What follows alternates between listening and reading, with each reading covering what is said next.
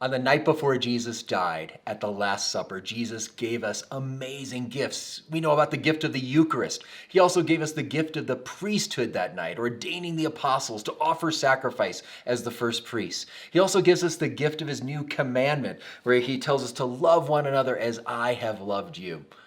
But there's another amazing gift that's not often remembered. He gave us the promise that he would give us the Holy Spirit, the counselor, the Paraclete, the Spirit that would lead us in all truth. And in John's Gospel, chapter 16, we read about this, where Jesus at the Last Supper says that the Spirit will take what is mine and declare it to you. All that the Father has is mine. Therefore, I said that he will take what is mine and declare it to you. You see, that's what the gift of the Holy Spirit does in our souls, the indwelling of the third person of the Trinity. It takes what is Christ and gives it to us. In other words, the very life of the Son of God is dwelling within us, and we become changed.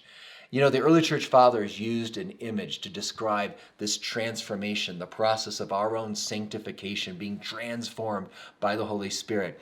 The analogy was this, that if you were to take a rod of iron and you were to put it into a fire, what would happen to that iron rod? It would begin to change. It would begin to take on the characteristics of fire. It would become hot if you touched that iron rod. It would begin to emit smoke. It would begin to change color. It would become orange or red. So it's taking on the characteristics of fire. It's still an iron rod, but it takes on the properties of fire. That's what happens with the indwelling in the Holy Spirit, that we receive at baptism, that life of the Spirit that grows in us through prayer, through the sacraments. That life of the Spirit within us changes us. It changes us into Christ himself.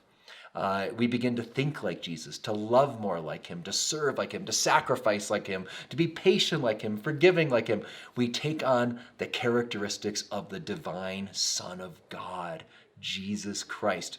We're still human beings. We're still finite human persons. And yet we begin to take on that infinite love of Christ that is transforming us through the power of the Holy Spirit, so that we can say with St. Paul, as the Spirit is within us, that we can cry out to the Father, Abba, Father.